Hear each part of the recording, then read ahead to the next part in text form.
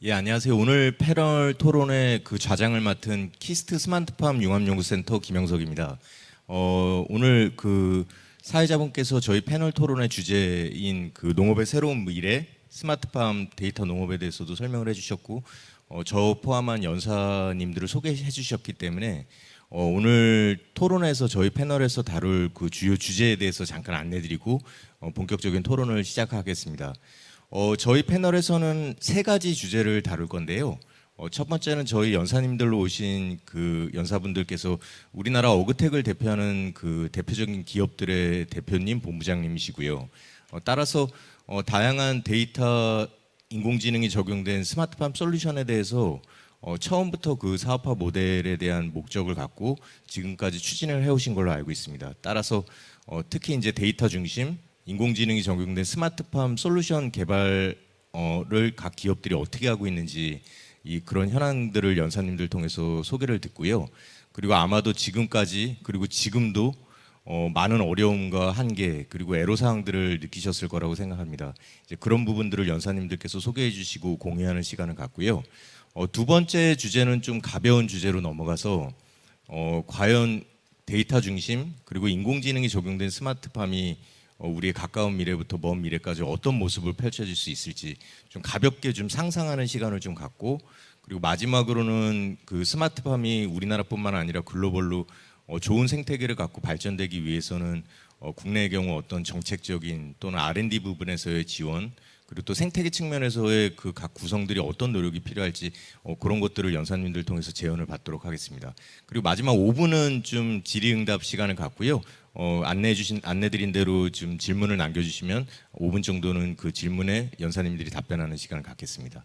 먼저 첫 번째 주제인 지금 현재 특히 이제 데이터 중심 그리고 AI 기술이 적용된 스마트팜 상용화 솔루션을 활발히 개발하고 계신데요. 그런 지금 현황을 첫 번째 저희 그 좌석 순서대로 연사님들 통해서 듣도록 하겠습니다. 지금 김현 대표님 좀 먼저 좀 간단하게 자기 소개, 회사 소개해 주시고 말씀해 주시죠. 네, 안녕하세요. 저는 엔싱의 대표인 김혜연입니다. 저희 엔싱은 설립은 14년도에 했고요. 저희는 이런 데이터 기반의 어떤 그 작물 재배 데이터 기반의 그 환경 컨트롤이 가능한 그런 버티컬 팜 솔루션을 가지고 국내와 이런 뭐 중동 그리고 이제 글로벌 시장에서 이런 버티컬 팜들을 계속해서 좀 확장을 해서 결국은 사람들 세상을 어떤 먹여 살리는 기업으로 성장하고자 하는 이런 비전들을 가지고 있고요. 좀 더 뭐 회사 솔루션에 대해서 설명을 좀 드리면 저희 같은 경우는 이런 이제 컨테이너라는 하드웨어 안에서 모든 환경들을 완벽하게 컨트롤할 수 있는 이런 기술들을 가지고 어떤 시간과 공간의 제약을 받지 않고 언제 어디에서나 원하는 작물들을 이제 재배를 할 수 있고 또 공급을 할 수 있는 이런 솔루션들 개발하고 있습니다. 어느 정도 길게 이 정도면 되나요? 제가 네. 알아서 좀 그리고 애로사항이나 지금도 겪고 계신 여러 가지 문제점들, 뭐 데이터 수집이 어렵다거나 뭐 그런 부분에 대해서 좀 세부적으로 얘기를 해주시면 좋을 것 지금 다 같습니다. 얘기하면 괜찮습니다. 네. 예. 우선 뭐 여러 가지가 있을 것 같긴 한데 저희 같은 경우는 이제 14년에 설립을 한 스타트업이고요.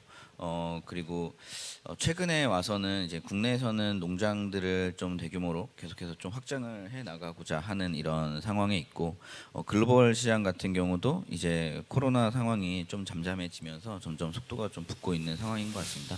다만 이런 이제 좀 더 넓은 범위에서는 스마트팜이라고 하고 좀 더 세부적으로는 이제 버티컬팜, 뭐 수직농장, 식물공장이라고도 부르는 이런 모든 환경을 컨트롤하는 이런 형태의 농장에 있어서는 사실 국내에서는 좀 이런 제도적인 한계가 조금 있는 것 같습니다. 왜냐하면 제가 알기로는 이제 우리나라의 어떤 법이나 규제와 관련해서 농장이라고 하는 어떤 범위는 기존의 노지와 유리온실, 비닐하우스 까지로만 제약이 돼 있더라고요. 그래서 이런 다른 형태의 어떤 건축물 형태의 농장 아니면 컨테이너 형태의 농장 이런 부분들은 사실 규정이 없는 걸로 알고 있습니다. 그러다 보니까 뭔가 이제 연구 개발 수준을 넘어서서 상용화라든지 좀 더 규모를 크게 할 때는 어떻게 보면 기존 건축법의 어떤 그 허가를 받거나 범위 안에 있기 때문에 그런 부분들이 좀 이제 개선이 되면 실제 이제 우리나라에서도 이런 어떤 데이터 기반의 농업 그리고 다양한 어떤 농업의 형태들이 좀 더 속도를 낼 수 있지 않을까라는 생각들을 좀 갖고 있습니다. 예, 감사합니다, 대표님. 이제 두 번째로는 저희 이지팜은 아마 우리나라 농업에서 그 디지털 플랫폼 그 구축이나 이런 부분에서 가장 역사를 오래 한 기업이고, 그리고 다양한 그 축산, 특히 이제 축산 쪽 관련돼서 소프트웨어라든지 솔루션 같은 걸 많이 만든 기업으로 너무 잘 알려져 있습니다. 그래서 그만큼 또 이 분야에 대해서 많이 고민하셨고, 또 여러 가지 한계라든지 애로사항도 많이 겪으셨을 것 같은데요. 저희 진교문 대표님, 시간 저희 넉넉하니까 편안하게 말씀 부탁드리겠습니다. 네, 감사합니다. 저희 회사는 2000년에 설립이 됐고요. 지금 이제 20년을 넘었는데, 사실은 이제 저희가 이제 대한민국 농업에 있어서의 가장 중요한 어떤 뭐 디지털 쪽의 정보화 시스템 이쪽을 계속 주로 해왔습니다. 그리고 이제는 저희가 이제 그런 소위 말하는 이제 소프트웨어 용역, 뭐 SI 이런 것들을 좀 지향하고 저희가 이제 데이터 쪽으로 지금 집중하고 있는데요.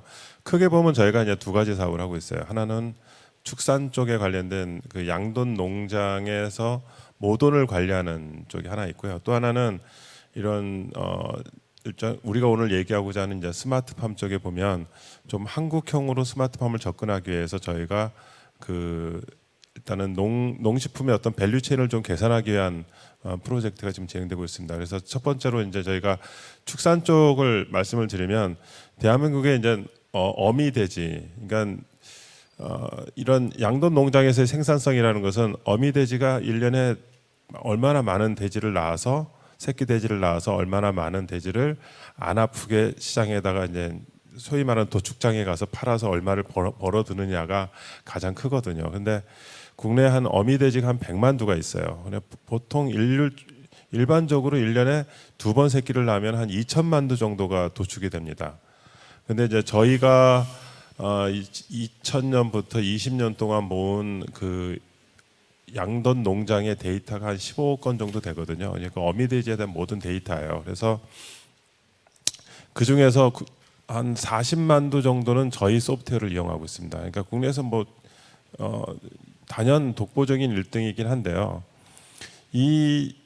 저희가 이 농업 쪽에서 이런 사업을 하다 보면 가장 큰 난관이 뭐냐면 이 너무 영세하거나 이런 데이터 입력이나 이런 거에 대해서 굳이 필요성을 못 느끼는 분들한테 가서 우리가 이거 해야 됩니다, 해야 됩니다, 해야 되는 일이 있거든요. 그래서 특히 축산농장, 양돈농장 같은 경우에는 그렇게 되다 보면 저희가 일반적으로 이제 정형화된 데이터만을 계속 관리를 해왔어요. 근데 실제로 양돈농장에 가면은 그 굉장히 많은 뭐 오염된 뭐 이런 배설물이나 이런 것 때문에 많이 부식이 되거나 이렇기 때문에 실제로 데이터 수집하는 데서 많은 장애가 있습니다. 그래서 저희가 저희 소프트웨어를 단순히 이제 모바일로 바꾸고 모바일에서 뭔가 음성 인식을 통해서 명령을 준다든가 하는 식으로 저희가 지금 바꾸는 중에 있습니다.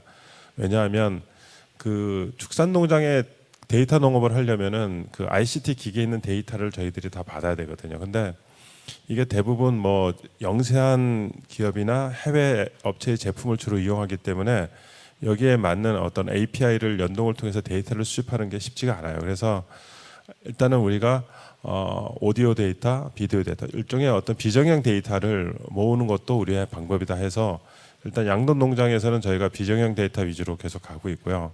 그래서 그런 부분들이 앞으로 1, 2년 내로 상당히 많이 실용화가 될 겁니다. 그리고 저희가 또 한 줄기는 저희가 그 스마트팜에 대해서 저희도 한 번에 실패가 있었습니다. 뭐냐면 한국형 스마트팜 농장을 만들다 해가지고 300평 단위의 농장을 우리가 한번 해보겠다 해가지고 저희가 했다가 한 2년 정도 하다가 저희가 사업을 철수를 했어요. 근데 거기 그 이면은 뭐가 있냐면 아까 말씀드린 것처럼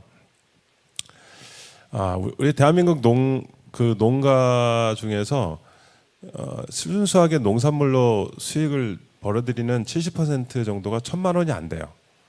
그리고 3천만 원까지 범위를 넓혀 본다 하더라도 86%밖에 안 됩니다. 이게 우리나라의 현실이거든요. 뭐 모든 농가 현실이에요. 그러니까 일단은 뭐 농가의 평균 연령이 뭐 68세다, 67세다 뭐 이렇게 얘기를 하는데 뭐 고연령화돼 있다는 건 둘째치고라도 이런 스마트팜을 하기 위해서는 스마트팜이랑 한마디로 하면 이제 디지털 데이터를 모으는 건데 이 디지털 데이터를 모으는 데 있어서 가장 중요한 거는 시설이거든요. 근데 시설에 대해서 투자할 여력이 없는 겁니다. 그래서 저희가 무슨 귀농을 하시거나 아니면은 청년농들 대상으로 해서 한 300평 단위 가지고 한번 해보자 해가지고 시작을 했는데 한 2년 해보니까 진짜 그 한 수억 원의 손해를 보면서 그냥 저희도 사업을 철수를 했어요. 아 이제 우리가 해야 될 것은 우리가 직접 하는 게 아니라 우리의 어떤 소프트웨어 기술을 가지고 해야 되겠다 해서 흔히 농업의 밸류체인을 보통 생산, 가공, 유통, 소비 이렇게 이제 밸류체인 오늘도 아까 보니까 밸류체인 얘기를 계속 하던데요. 그 가공 유통 쪽에 이렇게 가면서 부가가치가 얹어지는 쪽에서는 데이터가 그래도 많이 모여 있어요. 왜냐하면 저희가 전국의 그 APC, 그러니까 산지유통센터, 뭐 곡물유통센터, 뭐 로컬푸드 이런 쪽에 60여 군데에 ERP를 공급해서 구축해 놓거든요. 그런데 이런 가공 단계에 있는 데이터들은 많이 모아져 있어요. 저희도 한 8억 건 정도의 데이터가 모여 있습니다. 그리고 또 유통 쪽에 넘어가면은 또 유통 쪽도 굉장히 데이터가 많이 게더링이 잘 됩니다. 근데 가장 문제는 생산입니다. 생산 단계 데이터를 모으기가 쉽지 않아요. 저희가 한 10년 전부터 스마트팜 연구 과제를 수도 없이 많이 해봤는데 가장 난관에 부딪히는 게 뭐냐면 데이터 수집이에요. 그러니까 뭐 기관 대학 모였고 기업 모였고 다 모였는데 정작 이 스마트팜을 적용할 수 있는 농가가 참여를 못하는 거예요.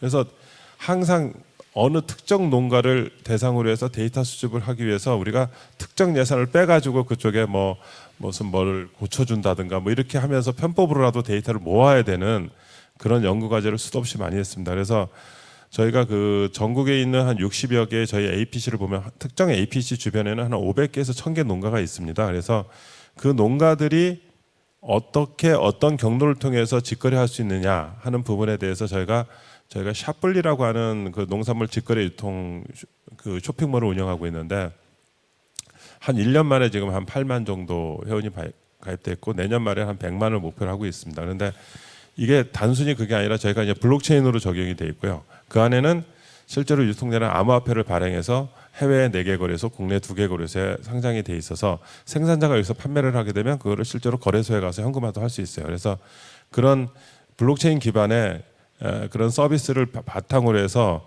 생산 단계에 있는 농민들이 손쉽게 우리 플랫폼에 들어와서 할 수 있을 때 어떤 데이터를 모을 거냐. 그래서 이런 정형 데이터가 아니라 모든 사진이나 이런 모든 비정형 데이터들을 저희들이 수도 없이 많이 모아서 이게 병충해라든가 어떤 생산 예측이라든가 모든 것들이 가능하겠다. 그래서 저희가 그쪽에 초점을 맞춰서 지금 하는 프로젝트. 그래서 저희 사업은 크게 보면은 축산 쪽하고 뭐 시설 쪽에서 보면은 이제 그 쇼핑몰을 기반으로 해서 APC하고 생산 단계까지 묶어내는 이런 크게 보면 두 종류의 사업을 저희가 영위하고 있습니다. 그래서 오늘 여기 참석하신 두 업체 두 분은 굉장히 그 유망한 분야에서 일을 하고 계세요. 식물 공장이니까 정말 유망해요. 왜냐하면 뭐 에어로팜스, 이게 골드만삭스가 투자했고요. 그다음에 플랜티, 그러면 거기는 마찬가지로 거기도 보면은 아마존이라든가 소프트뱅크가 투자를 했고 요즘 가장 또 뜨고 있는 나스닥에 상장하는 앱 하비스트 같은 회사들은 자기네 그 식물 공장이 한 7만 7천 평이나 돼요. 보통 골프장 라인홀이 한 10만 평, 18홀 하려면 25만 평이 필요한데 골프장 한 7, 8개 홀이에요. 그래서 그런 데들이 지금 적자지만 걔네들이 생산성이 2배로 올라가면 엄청난 흑자가 되거든요. 그래서 이 두 분이 오늘 참석해서 참 좋은 업체들이 참여해서 저도 굉장히 즐겁습니다. 저는 이상 소개를 마치도록 하겠습니다. 예, 감사합니다. 특히 진교문 대표님이 오늘 저희 기조연설에서도 나왔던 그 컬처 관련된 그 문제점을 말씀해 주셨는데 결국 인공지능 모델을 하려면 데이터가 필요하고 또 데이터가 또 수집되고 그러려면 결국 데이터 선순환 체계로 가서 데이터를 모아서 좋은 솔루션이 나오고 그 솔루션이 그 데이터를 만들어내는 사람으로끔 더 많이 모을 수 있게 하는 그런 구조로 가야 되는데 이제 제일 중요한 게 이제 컬처인 것 같습니다. 이제 그런 부분에 대해서는 좀 세 번째 주제에서 좀 더 좀 저희가 논의하기로 하고요. 그리고 이제 세 번째 연사님이신 파메이트는 뭐 우리 가족도 안심하고 먹을 수 있는 먹거리 농업회사 범인이죠.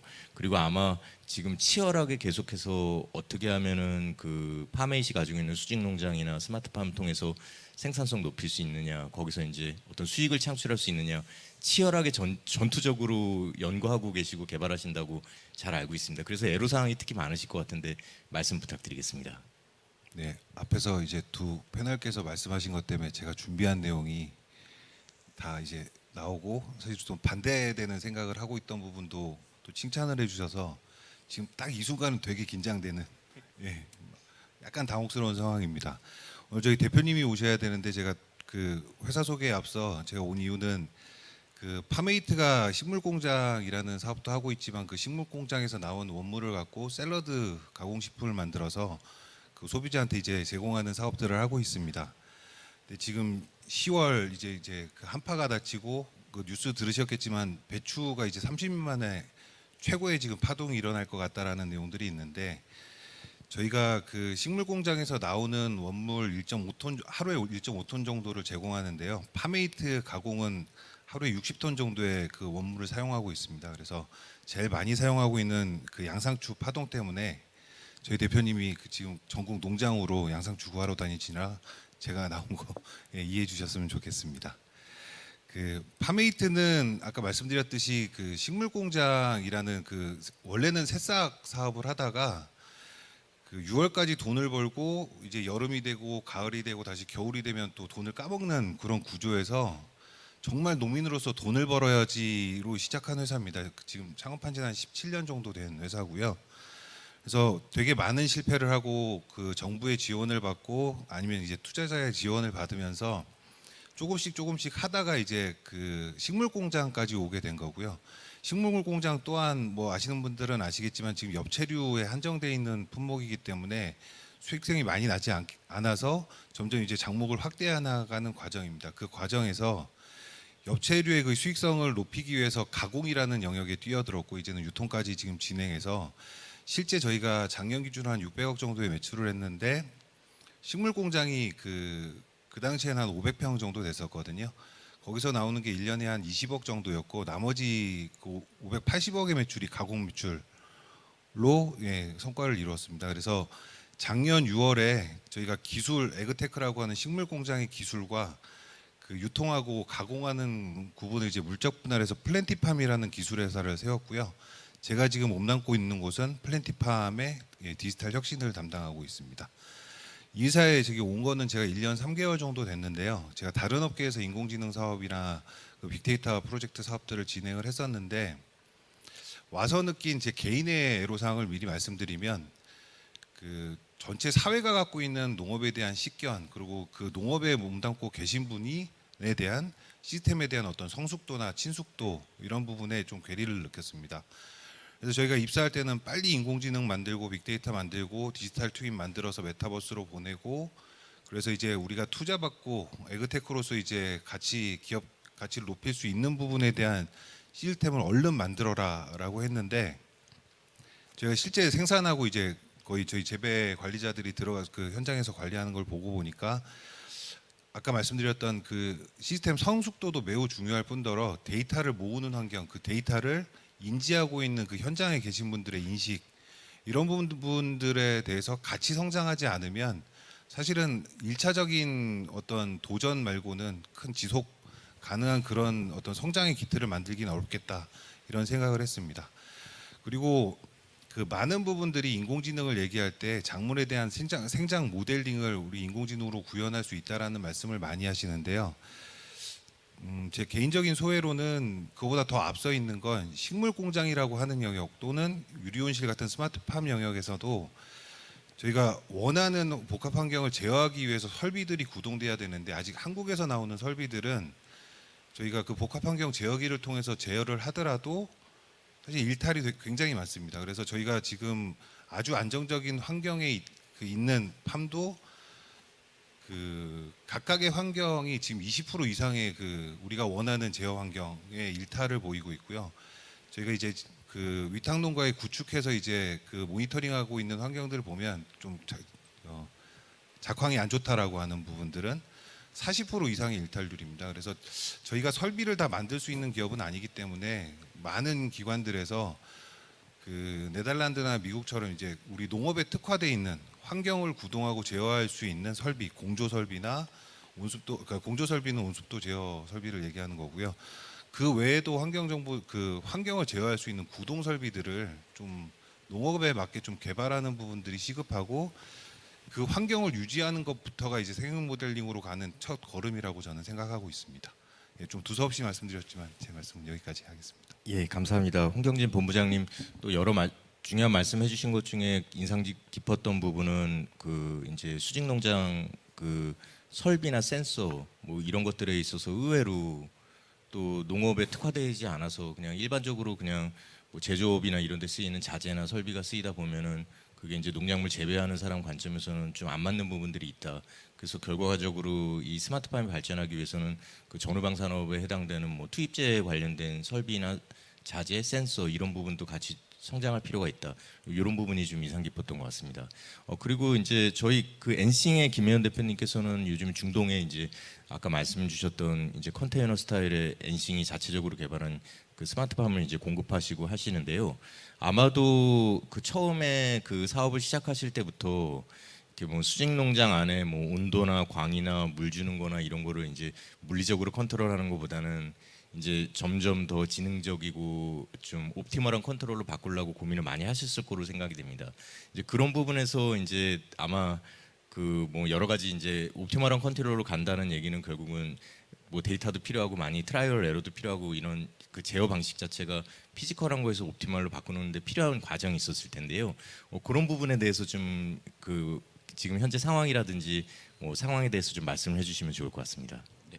우선은 뭐 저희도 이런 저희가 해나온 지나온 길들 과정들을 좀 간략하게 설명을 드리면 오히려 저희 같은 경우는 이제 14년도에 대학교에서 친구들이랑 창업을 했거든요. 그리고 뭔가 이런 스마트팜에 대한 아이디어를 가지고 뭔가를 해보자라고 했을 때 오히려 저희는 가장 먼저 했던 게 14년 당시에 이제 스마트폰 앱이었는데요. 재배일지를 아주 쉽게 기록을 할 수 있는 재배일지 기록 앱이었습니다. 저희가 그 앱을 처음에 출시하게 된 계기가 저희가 처음 생각했던 어떤 아이디어는 작은 그 식물 하나를 키울 수 있는 화분 제품이었거든요. 그래서 스마트폰 앱으로 이 식물 하나를 친구들이랑 재미있게 키울 수 있는 그런 제품이었는데, 이 하드웨어를 만들려고 보니까 결국은 누가 어디서 어떤 식물들을 어떻게 키우나 이런 데이터가 굉장히 중요할 것 같더라고요. 그래서 하드웨어를 하기 전에 이런 데이터가 먼저 중요하다라고 생각해서 앱을 만들었어요. 그리고 나서 봤더니 그때 당시에 저희가 정말 어떤 데이터를 수집하기 위한 용도의 앱이었기 때문에 별도의 마케팅이나 이런 걸 하지 않았는데도 전 세계에서 한 3만 명 정도 가입자가 있었고, 보니까 유저가 98% 정도가 다 해외 유저였습니다.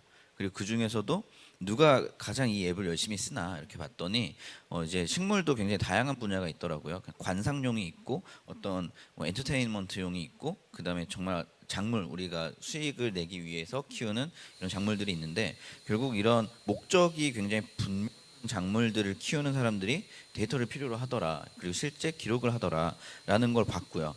그래서 저희가 그런 화분 제품을 출시를 할 때 이런 데이터들이 굉장히 큰 도움이 됐었고요. 저희는 뭐 아주 세분화하면 데이터의 종류가 굉장히 많겠지만 크게 한 3가지 정도로 데이터를 구분을 합니다. 하나는 그 생장에 필요한 식물에 관한 데이터고, 하나는 환경에 대한 데이터, 그리고 또 무엇보다 수집하기 어렵고 그렇지만 중요하다고 보는 게 유저의 데이터거든요. 이걸 키우는 사람들이 뭘 어떻게 하고 뭘 원하는지 이런 데이터들. 그래서 이런 데이터들이 굉장히 좀 중요하다고 봤고, 그 다음에 실제 이제 비닐하우스를 저희가 한 500평을 빌려가지고 거기에 이제 저희는 이제 센서랑 데이터 플랫폼을 자체적으로 개발을 해왔다 보니까 비닐하우스에 딸기를 키웠었어요. 이런 센서를 적용을 해서. 근데 앞에서도 이제 말씀하셨지만 비닐하우스의 경우에는 실제 이제 환경 컨트롤이 잘 안 되더라고요. 그래서 컨트롤할 수 없는 데이터는 또 의미가 없다라고 생각을 해서 그럼 환경을 완벽하게 컨트롤할 수 있는 환경이 뭐지? 그리고 우리가 쉽게 구할 수 있는 소재가 뭐지?를 찾다가 이제 컨테이너라는 걸 저희가 착안을 해서 프로토타입을 만들어 보게 됐습니다. 근데 이 컨테이너라는 게 사실은 물리적인 우리가 보통 생각하면 컨테이너 그 항구에 있는 그 컨테이너를 많이 생각을 하지만 사실 컨테이너는 소프트웨어에 굉장히 많이 쓰이거든요. 그러니까 아마 여러분들이 지금 모바일 어떤 서비스, 인터넷 서비스를 쓰실 때 그 안에 다 컨테이너라는 개념이 들어갑니다. 왜냐하면 아주 그냥 쉽게 말씀드리면 뭐 도커라는 서비스도 있듯이 여러분들이 사용하는 이런 인터넷 서비스들은 개발 환경과 서버 환경이 다 다르거든요. 그럼 개발자들이 그걸 다 개발하기가 너무 힘들잖아요. 모든 환경에 다 맞춰서. 그래서 컨테이너라고 해서 일종의 가상 환경을 만들어서 이 안에서 개발하면 다른 어떤 플랫폼들에 또 맞춰지는 이제 환경을 제공을 해요. 이게 이제 소프트웨어 개념의 컨테이너 개념인데 실제 하드웨어적인 컨테이너도 같은 개념이잖아요. 외부 환경이 봄, 여름, 가을, 겨울 상관없고 덥던 춥던 뭐 여기가 한국이든 중동이든 동남아든 상관없이 그 안을 그냥 딱 맞춰주면 엄청 편해지겠네? 라는 생각을 하게 됐었어요. 그래서 이제 저희가 그 컨테이너도 이제 거의 이제 패시브 구조로 단열이 굉장히 잘 돼 있는 컨테이너거든요. 그래서 일단 물리적으로 외부 환경과 관계없이 만들고 그 다음에 이제 컨테이너가 갖고 있는 장점 중에 하나가 규격화라고 생각했어요. 앞에서 말씀하신 것처럼 각기 많은 농장들이 있고 농가들이 있고 농장의 환경들이 다 다른데 그것들에 대한 환경도 다르지만 규격도 다 다르거든요. 예를 들어서 농장이 동그라미, 뭐 네모, 세모, 별 모양 이럴 수도 있고 100평, 200평, 300평, 1000평, 10,000평 다 다른데 이 환경들을 다 모든 환경에 맞춘다? 이건 말이 안 되거든요. 근데 이제 어떤 제조업 매스 프로덕션의 핵심은 저희는 규격화라고 생각을 했어요. 그래서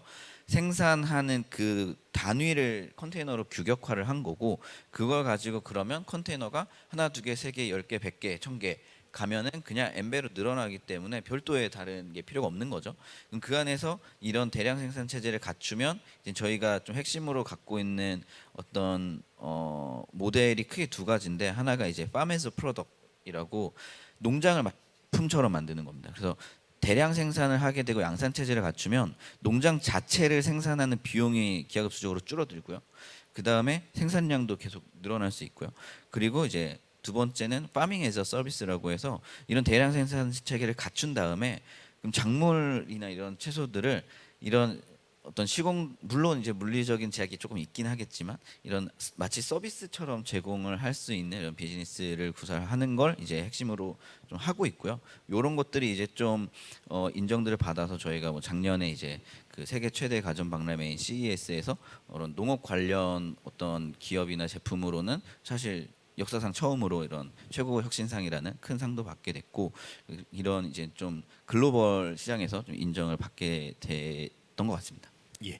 아니 저도 오늘 토론 중에 하나 그 김혜연 대표님 통해서 굉장히 중요한 거를 저도 아주 포인트를 잡은 게 그 실제로 데이터를 통해서 뭐 다양한 여러 가지 뭐 AI 모델이나 이런 걸 만들어서 적용을 한다고 하더라도 데이터 수집되는 틀 자체가 규격화가 안 돼 있으면 사실은 어려움이 많거든요. 그 우리나라 같은 경우가 지금 스마트팜 R&D 저희도 R&D를 하면서 많이 겪는 어려움이 이제 시설의 구조 자체도 뭐 단동, 연동, 벨로 뭐 규모도 다 제각각이고 뭐 그러다 보니까는 수집 자체 특히 이제 또 스마트 온실, 유리 온실이나 뭐 비닐하우스 같은 경우는 이제 외부 환경에 그 컨테이너 단열 성능 좋은 컨테이너에 비해서 외부 환경에 영향을 많이 받다 보니까 이제 그런 어려움들이 있는데 그런 부분에서 이제 엔싱의 전략이 어떤 건지 굉장히 좋은 그 인사이트를 얻었습니다. 그 지금 이제 다음 주제로 넘어가기 전에 그 질문들이 많이 올라오고 계신데요. 그 중에 저희 1번 지금 토론 나누고 있는 주제와 아주 연관성 있는 거에 대해서 아주 짧게 얘기하고 다음 주제로 넘어가겠습니다. 아까 기조연설에서도 얘기가 나왔지만 결국은 수집되는 데이터는 뭐 로우 데이터나 뭐 여러 가지 뭐 정제나 가공된 데이터 그 데이터 자체인 거고 그리고 실제 스마트팜을 운영하는 농민들이나 이런 분들은 그 데이터를 통해서 뭔가의 인사이트를 제공해 줘야지만 그걸 통해서 아 내가 지금 무슨 환경 관리를 어떻게 해야 되는구나 생육 관리를 어떻게 해야 되는구나 물 주는 전략을 어떻게 바꿔야 되겠구나 이제 이런 부분에 대해서 얻을 수 있을 거라고 생각을 합니다. 그래서 실질적으로 수집되는 데이터랑 그 이제 실제 스마트팜을 운영하는 농민들에게 인사이트를 주는 것까지에는 간극이 있는데요. 아마 이 부분은 저희 진경훈 대표님께서 여러 가지 그 소프트웨어나 이런 거 제공하면서 특히 이제 양돈 농가에서 우리는 이런 게 필요하다 막 이런 것들을 많이 실제 기업 개발자들과 실제 그걸 사용하시는 농가 유저분들과 커뮤니케이션이 좀 많았을 거라고 생각합니다. 진경훈 대표님이 이 부분에 대해서 좀 어떤 식으로 좀 그 발전시켜 오셨는지 그리고 또 문제는 없었는지 좀 짧게 말씀 부탁드리겠습니다. 정확히는 이제 그런 어떤 수집되는 데이터에 대한 그 질의는 사실 저희 쪽은 그렇게 많지는 않습니다. 왜냐하면 양돈 농가에서 지금 데이터 수집하는 데 있어서 대부분은 양돈 농가가 많이 입력을 하지만 그 관련되는 사료업체에서 그 입력을 대행해 주거든요. 그래서 그런 데이터에 대한 그런 부분들은 어떻게 보면은 아까 말씀하신 그 우리 김혜연 대표님이 말씀하신 것처럼 실제로 국내에 보면은 뭐 이 농진청이나 농식품부에서 많이 정리를 해놓으셨어요. 우리나라의 모든 온실은 13가지 유형이 있다. 이런 13가지 유형 단위로 어떻게 하면 된다. 사실 다 있거든요. 다 있는데 가장 안타까운 거는 그냥 현실이라는 겁니다. 그러니까 현실적으로 이런 데이터에 대해서 우리가 과연 어떤 피드백을 줄 수 있느냐. 그러니까 그 피드백이 바로 직접 농가들한테 도움이 돼야 되거든요. 그러니까 뭐 미국의 뭐 클라이밋 뭐 코퍼레이션 같은 경우에 정밀 농업하게 되면 1에이커당 1불을 받아요. 근데 그 필드뷰라는 솔루션을 이용하게 되면 엄청나게 자기들한테 도움이 되는 거예요. 최소한도 15%에서 20%는 돈을 더 번단 말이에요. 그러니까 이거 쓸 수밖에 없어요. 과연 근데 국내에서 그런 솔루션을 우리가 공급할 수 있겠냐? 그런 다양한 유형의 유리온실, 뭐 대부분은 비닐온실입니다. 그리고 그런 어떤 시설이 갖춰진 온실이 그렇게 적은 비율인데 과연 여기서 우리가 어떤 만족할 만한 솔루션을 낼 수 있느냐의 부분에 대해서는 그건 뭐 저뿐만 아니라 여기 계신 모든 분들의 숙제라고 생각합니다. 그래서 이게 시간이 해결해 줄 거냐도 저도 지금 답이 없습니다. 그래서 좀 기회가 된다면 좀 이따 제가 다른 기회가 된다면 또 저 첨언해서 말씀을 드리도록 하겠습니다. 예, 감사합니다. 그리고 저도 의견이 있는데 예, 말씀해 주십시오. 그 데이터를 아까 SI도 대표님께서 하셨다라고 하시는데 저도 이제 다른 업계에서 이제 SI나 아니면 컨설팅을 주로 했었는데요. 그러니까 저희가 지금 우리 스마트팜이나 아니면 데이터 농업이라는 관점에서 우리 전체 농민들한테 그러니까 농가한테 이제 보급을 하기 위해서 그러니까 우리가 제안하고 있는 이 전달 가치 자체가 도움이 되느냐라고 볼 수도 있겠지만 저희 우리 모든 사실은 좀 최신화된 기술들은 아니면 선도하는 국가들을 보고 우리가 그 갭을 보고 따라가듯이 그 조그만 패러다임을 달리해서 지금 농민들이나 갖고 있는 수요를 분석한다라기보다는 지금 우리가 갖고 있는 좀 앞선 국내에서도 앞선 데이터 농업 아니면 기술 농업에 대한 수준하고 현재 농가에 대한 갭을 좀 분석할 필요가 있다고 생각합니다. 특히나 앞서 저기 컬처에 대한 말씀을 하셨는데 이게 단순히 어떤 기술 수준에 대한 갭이 아니라 인식에 대한 갭을 보고 거기서 필요 가치를 여러 각도로 제안할 필요가 있다라고 생각합니다. 예, 감사합니다. 요거 마무리하면서 좀 중요한 얘기들이 많이 나왔는데요. 실제로 많은 분들이 나는 스마트팜 운영하는 사람이고 나는 수직농장, 식물공장 운영하는 사람인데 내가 도대체 그 데이터를 수집해서 도대체 뭐에다 써야 될지 모르겠다. 그게 나한테 무슨 도움이 되느냐. 이제 이런 것들이 문제인데 이건 뭐 제 개인적인 견해지만 지금 현재 그 온실 같은 경우도 과체류 스마트팜 생산하실 때 좀 전문적으로 좀 그 도움이 필요하신 분들은 이제 컨설턴트 분, 그 재배 컨설턴트 분들의 도움을 받고 축산 쪽도 당연히 이제 수의사님들이나 그런 컨설팅 전문 기업의 도움을 받는 걸로 알고 있습니다. 아마 이게 이제 나중에 데이터나 AI로 대체되기 전까지는 제 개인적인 견해로는 아마 그 컨설턴트 사람이 여러 가지로 데이터를 해석해서 이럴 때는 어떻게 관리하는 게 좋다라고 지원해주는 의사결정을 지원해주는 그런 체계가 사람에 의존하는 거에서 단계적으로 좀 발전해 나가는 형태를 갖지 않을까 싶고요. 실례로 온실 분야보다는 축산 분야가 제가 알기로는 국내 기업들이 제공해주는 그런 솔루션들이 많이 발전돼서 뭐 예를 들면 축산에 이제 동물들 모니터링하면서 뭐 AI가 다 해결하는 게 아니라 그런 것들을 수의사들이 이제 원격으로 이제 PC로 그 농가의 것들을 보고서 뭐 정보를 주는 그런 과도기적인 과정이 필요하지 않을까 그렇게 생각을 합니다. 예, 그리고 이제 저희 이제 시간을 약간 오버했는데 두 번째 주제는 좀 가벼운 주제고요. 연사님들께서는 요 부분에 대해서는 좀 그냥 편하게 책임감 없이 상상력을 발휘하셔서 좀 얘기를 해주셨으면 좋겠습니다. 이제 과연 이제 빅데이터, 인공지능이 우리나라뿐만 아니라 어떤 전 세계 스마트팜을 어떻게 변화시킬까, 뭐 이런 것들에 대해서 일단 제가 생각하는 거 딱 좀 상상하는 거를 좀 말씀드리면요.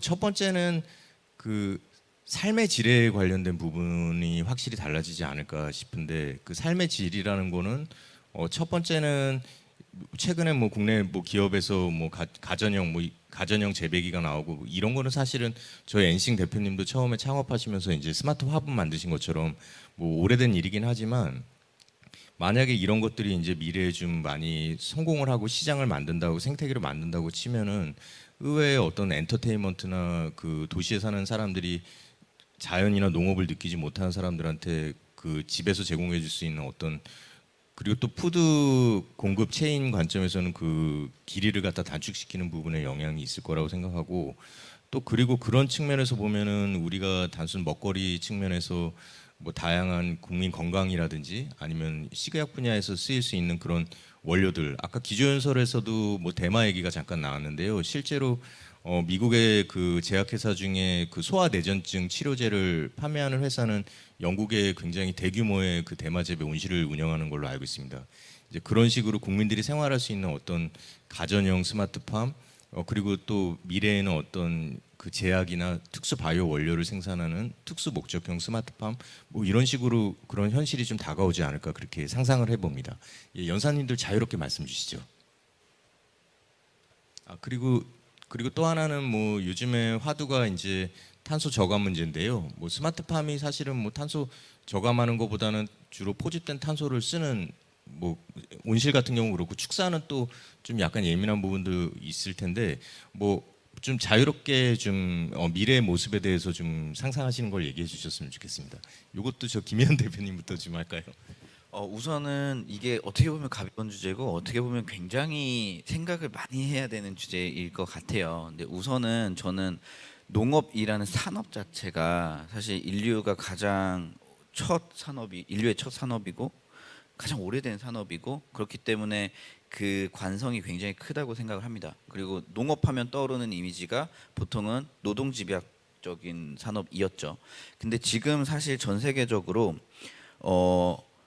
어떻게 보면 이 변화가 굉장히 빠르게 가속화가 된다고 생각을 해요.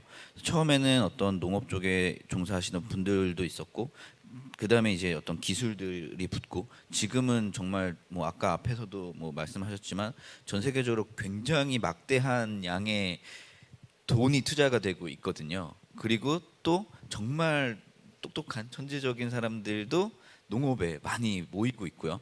정말 많은 것들이 변할 것 같아요. 그래서 실제 저희 회사도 그런 얘기를 합니다. 결국 농업이라는 산업이 근데 바뀌면, 뭐 예전에도 농업이 생기면서 뭐 국가가 탄생하고 뭐 이런 전체 사회가 바뀌는데, 이런 농업이 이런 지식 산업으로 바뀔 때 우리가 사는 전 세계적인 이 사회나 삶의 형태가 얼마나 바뀔지는 정말 감히 상상하지 못하는 정도라고 생각이 들어요. 왜냐하면 산업과 정말 사회의 틀이 바뀔 수도 있다고 생각하기 때문에, 이제 제가 생각하는 방향은 뭐 간단하게 몇 개 말씀을 드리면, 저는 농업이라는 산업을 정의할 때 업의 본질에 대해서 오히려 지식 산업으로 바뀌었을 때는 콘텐츠업이라든지 정말 정보업에 훨씬 더 가깝다라고 생각을 해요. 왜냐면은 실제 농업을 할 때 그럼 결론적으로 그럼 어떻게 돈 벌지? 농사를 져서 농업을 해서 돈을 버는 사람이 누가 있지?를 보면은 마찬가지입니다. 콘텐츠업이랑 정말 비슷하게 누구나 다 키울 수 있는 거 키우면 돈 못 벌어요. 근데 나만 키울 수 있는, 아니면 어떤 새로운 품종, 뭐 새로운 종류를 딱 시장에 내보냈을 때 굉장히 비싸고 돈을 잘 벌거든요. 과거부터 보면 우리나라 온실 처음에 도입해서 네덜란드식, 유럽식의 토마토 처음 나왔을 때 돈 아주 많이 벌었고요. 근데 다 토마토 키우니까 점점 이제 수익성 감소하고, 계속해서 뭐 그런 식으로 뭐 파프리카, 그다음에 뭐 망고, 애플 망고, 최근에는 뭐 샤인머스켓, 마찬가지로 샤인머스켓 포도잖아요. 포도 한 송이에 5만 원, 10만 원에 사 먹을 수 있는 정도의 우리나라가 이제 그 경제가 성장을 했고요. 고객분들도 오히려 농산물들 이제 시장에서 보면 싼 거 찾지 않습니다. 좋은 거. 그래서 약간 정말 마트에서도 뭐 예를 들어 1,500원, 2,500원, 4,500원 있다. 같은 뭐 채소가. 그러면 2,500원짜리 안 삽니다, 사람들이. 이런 세상이 됐기 때문에 결국은 누가 더 뭔가 유니크한 콘텐츠를 만들고 퍼블리싱 할 수 있느냐의 어떤 경쟁력이 좀 딸려 있지 않나라는 생각이 들고요. 그렇게 되면 마찬가지로 그 농업에 종사하시는 분들도 저는 요즘에 오히려 뭐에 가깝냐, 유튜브 크리에이터나 소프트웨어 개발자나 이런 정말 콘텐츠를 크리에이팅하는 크리에이터에 훨씬 더 가까워진다라는 생각을 해요. 그리고 조금 한 번만 더 해도 되나요? 네.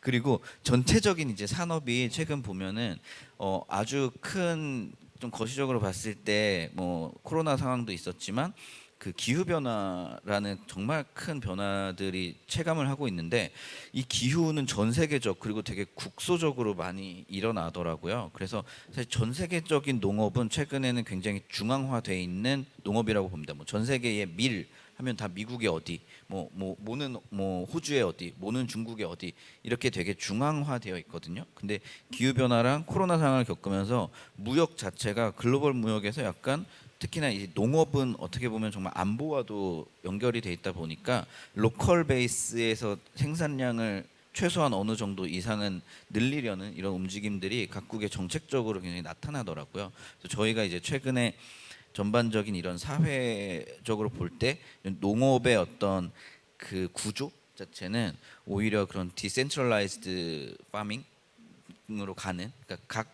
국가 단위, 최소한 국가나 도시 단위로 어떤 생산량을 만들 수 있는 그런 농업 시스템, 농업과 이 푸드 공급 시스템으로 가고 있다라고 좀 보고는 있습니다.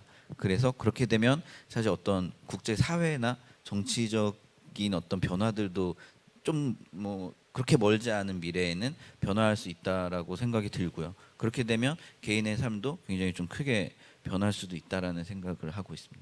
예, 그 말씀 주신 것 중에 인상 깊었던 거는 이제 보통 농업 분야는 뭐 이건 정답은 아니지만 뭐 미국이나 이런 나라를 보면은 사실 뭐 미드웨스트의 콘벨트만 보더라도 어마어마한 면적에서 옥수수 생산하는데 이제 그거에 비해서는 이제 우리나라가 굉장히 경작지 규모라든지 농가 규모라든지 또 품목이 굉장히 다양화돼 있는 거가 좀 약점일 수도 있지만 우리 대표님 말씀하신 것처럼 오히려 좀 컨텐츠 우리가 이렇게 다 품목이지만 그 각 품목에 있어서의 어떤 진짜 좋은 컨텐츠들을 만들어낸다면 그것만으로도 충분히 글로벌로 갈 수 있는 좋은 컨텐츠가 되지 않을까. 요즘에 최근에 뭐 여러 가지 뭐 K-팝이라든지 뭐 이런 것처럼요. 예, 좋은 말씀 감사드리고 진겸은 대표님 부탁드리겠습니다. 그 실제로 이제 그 스마트팜을 딱 들여다보면 사실 진짜 그 한국에서 스마트팜을 한다. 이게 참 이 출발부터가 좀 굉장히 안 좋은 환경에서 시작한 거거든요. 사실은 그 전 세계 그러니까 제가 이제 그 모든 데이터를 보면 뭐 헥타르, 뭐 에이커 이렇게 되길래 제가 이제 우리가 좀 귀에 쏙쏙 들어오면 평으로 나눠 봤더니 전 세계 농지 면적이 한 14조 평이 되더라고요. 14조 평. 근데 미국이 한 1조 2천억 평이 돼요. 근데 우리나라의 농지가 한 50억 평입니다. 그러니까 우리나라 전체 국토가 한 300억 평인데 우리나라의 농지가 한 50억 평이 돼요. 미국은 1조 2천억 평. 이게 근데 스마트팜으로 들어가 보면 스마트팜이라는 것은 데이터 수집이 되는 농지라는 기준으로 놓고 본다면 미국은 현재 1조 2천억 평 중에서 한 30% 정도가 데이터가 수집이 돼요. 그러니까 뭐 3,600억 평. 우리나라 전체 국토의 12배. 뭐 비교가 안 되죠. 하지만 우리의 50억 평 중에서 데이터 수집되는 어떤 시설만 따진다면 뭐 2천만 평, 뭐 3천만 평 이 정도예요. 이게 비교가 안 되는 거죠. 그러니까 그게 시장 규모가 다르다는 겁니다. 그래서 지금 저도 마찬가지로 대학에서 계산 통계학을 했고 25년 동안 소프트웨어 하다가 지금 이제 이쪽 농업 쪽에 들어와 있는데 여기 다른 두 분도 그렇고 이 실제로 요즘 이 에그테크 쪽에 있는 대부분의 농업 쪽에 계신 분들의 대표님들 보면은 농업을 전공하신 분이 거의 없어요. 그 얘기 무슨 얘기냐면 이제 하다 보니까 이 기술이라고 하는 것이 결국 핵심이다. 원래 이게 기술 제품이라는 것은 세계 동네에서 1등은 의미가 없거든요. 내가 한국에서 1등이다. 내가 뭐 서울에서 1등이다. 이거는 별로 의미가 없어요. 세계에서 1등이 돼야 되거든요. 그래서 세계 1등이 될 수 있는 기술을 갖추는 것은 당연히 우리가 나갈 수 있는 길이 많다. 하지만 이 좁은 땅덩어리에서 이걸 하기가 쉽지 않다. 결국은 글로벌로 나가야 된다. 글로벌로 나가려면 기존에 우리 선배들이 했던 뭐 우리 부모님들이 했던 선배들이 했던 이런 어떤 기존의 관행론이나 이런 것들에 대해서 어떤 식으로 변화시킬 거냐에 대해서는 뭐 한편으로는 마이크로소프트의 판비트 같은 그런 그러니까 개발 도상국에 맞는 솔루션이 나올 수도 있고요. 또 한편으로는 아까 말씀드린 클라이밋 같은 그런 것처럼 정밀농업에 굉장히 좋은 기술이 나올 수도 있거든요. 그래서 우리가 나갈 수 있는 것은 다양하다. 그래서 저는 이렇게 생각합니다. 지금까지는 뭔가 획일적인 것을 우리한테 요구한 게 아닌가. 스마트팜 혁신밸리 뭐 이런 것들도 어떻게 보면 획일적인 정책이 아닌가. 지금 사실은 다양성이 존재하는 사회거든요. 아까 뭐 샤인머스켓 얘기했지만 사실 동경에 가면은 포도 한 송이에 200만 원, 300만 원에도 뭐 못 사요. 그런 게 있고요. 저희가 지금 취급하려고 하는 한우가 그 흔히 말하는 한우 등심이 그냥 그 600g 한 근에 그냥 뭐 200만 원 막 이렇게 부르는 데도 있어요. 근데 이거는 못 팔아요. 그러니까 살 수가 없어요. 이거 사는 분들은 정해져 있어요. 그래서 그 제품이라고 하는 것은 결국은 기술과 그 농부의 열정과 땀방울이 섞여서 뭔가 다양성을 요구하는 이 시대의 흐름에 맞게 시장에 출시돼야 된다. 그래서 제가 볼 때는 앞으로 이 모든 스마트팜이나 기술이나 이런 발전 형태는 앞으로 굉장히 다양한 형태로 나갈 거다. 이 다양성은 시장 규모가 작더라도 그 안에서 충분한 부가가치를 만들 수 있는 쪽으로 갈 것이다. 그래서 그런 쪽으로 발전할 거라고 저는 생각합니다. 예. 예, 좋은 말씀 감사합니다. 저 본부장님, 예, 저는 정책적인 거 말고 제 꿈에 대해서 좀 말씀을 드리겠습니다. 이건 뭐 미래의 모습을 그리는 거니까요. 자유롭게 제가 말씀 업계 주시죠. 와서 저기 엔싱 대표님 뵈면서 그 특이하고 특이한 디자인의 여러 부분에서 이제 봤을 때 그 업계 들어오기 전이거든요. 근데 제가 12년에 그 어떤 기회가 있어서 김제에 작물 컨테이너라고 해서 육묘만 하는 컨테이너를 농가 세 군데 보급하고 구축은 제가 안 했지만 운영하면서 문제점들을 좀 파악하는 기간을 한 1년 정도 가졌습니다. 그리고 그때 이제 농업실용화재단에 계신 분들 제가 그냥 아무 연락처도 없이 찾아가서 이제 물어봐서 이런 종자를 라오스에서 키우고 싶다. 제가 무역회사나 이런 쪽 그 관련된 IT 쪽에 있으면서 이게 저희 그 베트남이나 싱가포르 갔는데 이제 딸기 한 송이에 5,000원인 거예요, 한화로. 그 당시 한 10년 전에. 그래서 저걸 키우고 싶은데 종자 문제도 있다. 이거 가려면 로열티도 봐야 되고 너무 여러 가지가 있고 IMF 때 또 우리 종자 경쟁력을 다 잃었기 때문에 뭔가 키우고 싶어도 육종을 해야 되는 그 긴 시간이 아니면 그러면 우리는 지금 할 수 있는 부분에 대한 그 여러 가지 그 자율성들이 많이 제약을 받을 거다라고 해서 이제 모든 사람이 지금 황당무계하다고 하지만 저는 한 7년 정도 계획을 하고 있는 게 그 제가 배 만드는 회사에 좀 있었거든요. 그래서 배에서 대마나 그 작황을 보니까 딸기라고 하면 싱가포르에서 한번 출하하고 미국으로 하면서 키워서 캘리포니아에서 한번 내리고 그래서 제 꿈은 사실은 배에서 그러니까 3만 톤급 이상의 배에서 실제 친환경을 하면서 그걸 하는 것도 예산도 한번 잡아봤더니 배 한 척당 한 3천억 정도 필요하더라고요. 그래서 부루마블 머니도 아니고 이걸 어디서 구하지? 결론은 이거 이제 동의하시는 분들이 이게 의미가 있다. 대마도 아시겠지만 우리 특구에서 많은 것들을 일탈시키거든요. 잎이나 이제 꽃 같은 걸 이탈을 시키는데 만약에 공해상에서 하고 거기서 가공해서 이제 정말 의료용으로 쓸 수 있다라고 하면 그 연료로 쓸 수 있는 게 굉장히 많아지거든요. 그런 관점에서 보면 이게 돌아다닌다라는 게 우리가 어제 그 누리호 올린 게 국가 경쟁력인 것처럼 다국적으로 여러 가지 식량 자원을 그 해상에서 할 수 있는 것들 자체가, 그리고 남는 자원들을 급빈국에다가 이제 이게 도와줄 수 있는 부분이면 이것도 국가 경영 중에 하나가 아닐까. 그래서 그냥 끈쿰으로 이제 이런 걸 만들려면 삼성중공업이 좀 필요하겠고 예, 나사도 좀 돌아와야 되겠고 뭐 이런 생각을 하고 있습니다. 그래서 지금은 아주 허황된 꿈이지만 이 식물공장이라고 하는 이 버티컬팜 자체가 그런 쪽으로 한 10년 안에는, 그래서 정말로 이제 화성에서, 저희 집도 화성인데요, 저기 화성에서 예, 진짜 그 스마트팜 무중력에서 어떻게 키울까, 이런 질문들이 중요할 것 같고요. 인공지능이 아까 화두였는데 제가 말씀을 드리면, 인공지능은 사실은 복덕방에 계신 장기 두시는 할아버지도 해야 된다고 생각합니다.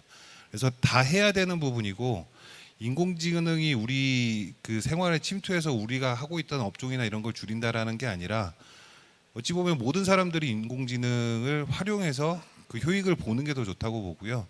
유튜브만 찾아봐도 지금 한 2달 정도면 모르시던 분들이 기본적인 알고리즘을 운영할 수 있는 정도가 되기 때문에 그 IT에서의 접근성은 매우 높다고 생각합니다. 지금 현재가. 그래서 그런 부분들이 다 그 융합이 되고, 아까 저기 아시아은행에서 말씀하신 것처럼 투자 규모가, 민간 투자나 기관 투자 규모가 더 커진다면 지금 저희가 생각하는 지금까지의 성장 속도보다 훨씬 높은 속도로 이게 지금 그 농업이 이렇게 어떤 큰 전환의 시기를 맞지 않을까 생각합니다. 예. 아이 저기 이거 아마 식사 끝나고 저희 연사님들이랑 그 배에서 생산하는 거는 좀 얘기를 해봐야 되겠습니다. 이 농담이고요. 아니 왜냐하면 이제 미국의 그 피자 회사에서 그 피자 만들어서 이제 딜리버리 하는 시간이 좀 지연되면 피자 맛이 떨어지니까 그 딜리버리 하는 그 차에 아예 그냥 피자를 딱 굽는 기계를 다 만들어 놓고 이제 내비로 이제 몇 분 걸리는지 계산한 다음에 언제 어떻게 구워서 딱 집에 딜리버리 되는 그 현관에서는 아주 그냥 따끈따끈한 피자, 뭐 그런 그 스타트업 기업이나 그런 거를 얘기 들었는데요. 그 본부장님 말씀하신 그 배를 이용한 식물 공장은 뭐 실현 가능성이나 경제성을 떠나서 그런 식의 어떤 푸드 마일리지 개념에서의 그런 아이디어가 굉장히 돋보였던 것 같습니다. 예, 이제 그러면은 이제 마지막으로 저희가 그 과연 스마트팜이 좋은 생태계를 만들고 또 그리고 글로벌로 진출하고 이제 점점 발전하기 위해서는 과연 어떤 정책적인 제안들, 또 R&D적인 뒷받침, 그리고 또 생태계를 구성하는 구성간에 어떤 노력이 필요할지 그걸 좀 간략하게 좀 논의를 드리고 패널 토론을 마치겠습니다. 그래서 그 아마도 그 오늘 질문 나온 것들 중에 많은 부분들이 이제 주로 이제 데이터를 이제 여러 가지 뭐 디지털 정보화 플랫폼이라든지 아니면은 스마트팜에 대한 뭐 컨테이너형 수직 농장 뭐 시설 설비라든지 아니면 실제 재배하는 사람이라든지 뭐 이런 여러 구성들 중에 아직도 공급자와 사용자 간의 간극에 대해서 어려움이 많다라는 질문들이 계속 많이 나오고 있습니다. 아까 데이터를 수집해서 도저히 농가에서는 뭐 어떻게 써야 될지 모르겠다라든지 뭐 과연 뭐 메타버스나 뭐 이런 것들이 과연 우리 스마트팜 운영하는 사람 입장에서 무슨 도움이 될지 뭐 이런 얘기들이 많았는데요. 그런 관점에서 좀 제안 사항을 연사님별로 좀 말씀을 해주시길 부탁드리겠습니다. 좀 저희가 50분까지 끝내야 되니까 간략하게 부탁드리겠습니다. 예. 저는 그러니까 이 업종에 있다 보니까 딱 2가지만 제가 제안을 드리고 싶은데요. 첫째는 그 한 5천억 들어간 스마트팜 혁신밸리. 저는 이런 접근 방식이 물론 여기 농진청이나 뭐 농식품부의 관계자들 분들 많이 노력하시는 분들한테는 좀 불편한 얘기가 될 수 있을 수도 있지만은 그런 5천억을 들여서 그렇게 뭔가 이렇게 대규모로 그렇게 하는 것이 과연 방법이 맞는가? 그 부분은 뭔가 기존에 아까 말씀드린 어떤 획일적인 개발 정책, 마치 그 디벨로퍼가 어떤 특정 지역을 갖다가 입맛대로 만들어내려고 하는 그런 것은 좀 지양돼야 되지 않을까.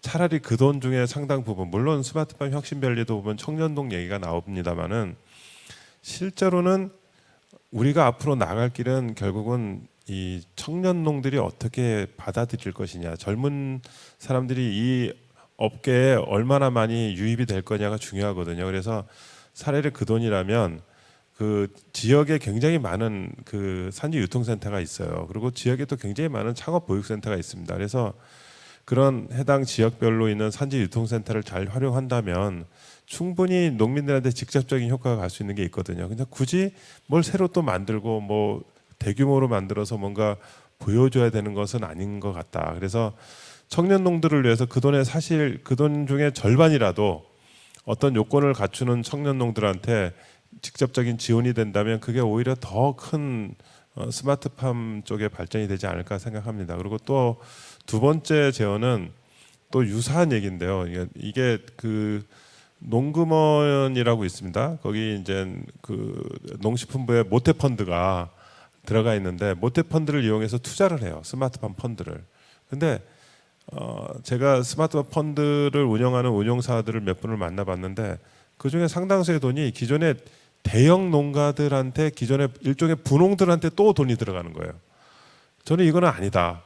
그래서 실제로 모태펀드를 통해서 돈이 투자된다면 그 중에 70%든 80%든 이 정도의 돈은 일정한 규모의 청년들한테 그러니까 기술 발전을 위해서 이 업계에 들어오려는 분들이나 아니면은 작은 농가들, 청년 농가들한테 직접적인 지원이 됐으면 좋겠다.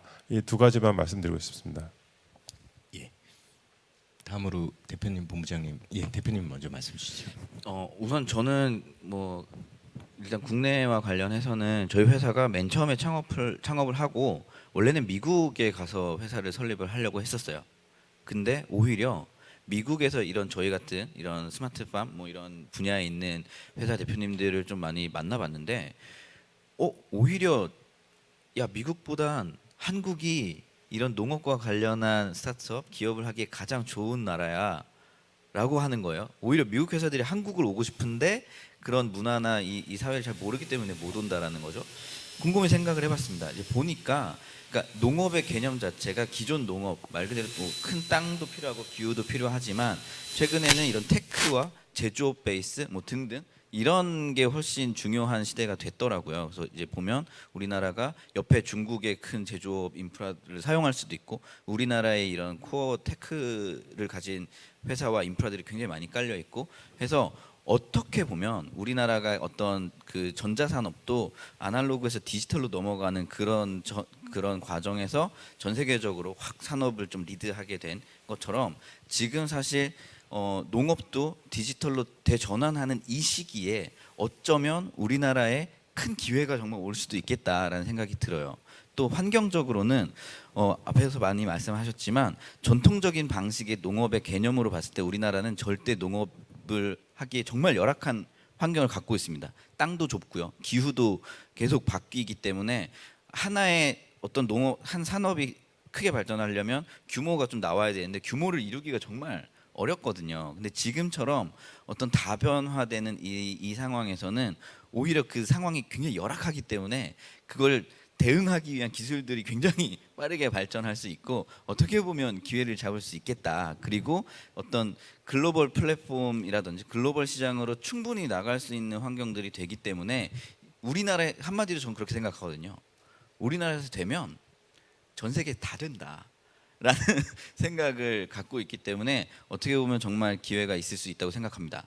다만 좀 부탁을 드리고 싶은 거는 한편으로는 그런 게 있는 것 같아요. 우리나라에서는 이제 말씀드린 대로 어떤 규제나 규정들이 기존의 산업에 맞춰서 나와 있고 이게 아니면 못하게 돼 있습니다. 그러다 보니까 사실 정말 그 개념들이 굉장히 많이 달라지고 있는데 저희만 해도 컨테이너는 농장으로 되는 규정이 없어.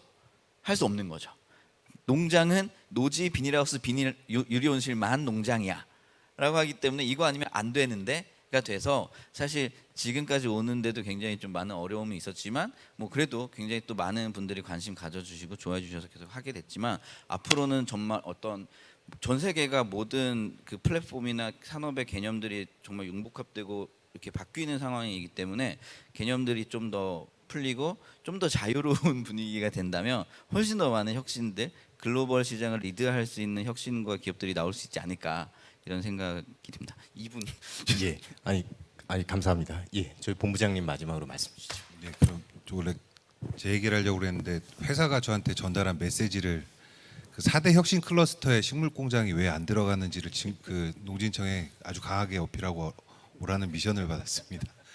그러니까 저희가 저기 그 지금 대선 주자이신 분이 오셨을 때 제가 제안했던 게 오픈랩이라고 해서 식물 공장은 아직 기술 업체들이나 귀농을 목표로 한 분들이 아직 와보시거나 경험하신 적이 없어요. 그래서 그 다부처 사업을 할 때도 다른 과제를 할 때도 많은 기업들이 그냥 저희 그를 테스트베드로 쓰게 해달라라고 했는데 오히려 역으로 보면 저희가 재배를 하는 곳을 테스트베드로 쓸 수는 없거든요. 그래서 나라에서 그 저기 스마트팜 혁신 클러스터 같은 곳에 그 오픈랩 개념으로 일반 기업들이 어떤 절차를 통해서 저기 귀농하시려는 분들이나 그게 반드시 하우스가 아니라 식물 공장이라도 경험하고 거기서 기술 개발의 프로토타이핑을 할 수 있는 부분을 만들어낸다면 그 귀농 아니면 지금 이제 정말 6차 산업으로 가는 스마트팜에 좀 더 많은 참여자들이 들어올 수 있지 않을까 생각합니다.